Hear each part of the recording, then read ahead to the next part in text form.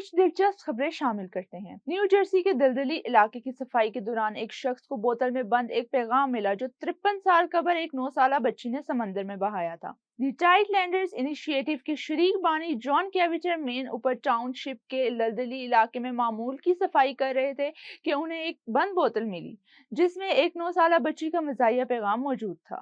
Green land کے مشہور elicit ice feud میں ایک دی ویہیکل برفانی تودہ اچانک سمندر میں گر گیا جس کے نتیجے میں پانی کی انتہائی بلند لہریں قریب موجودہ کشتی کی طرف بڑھنے لگی۔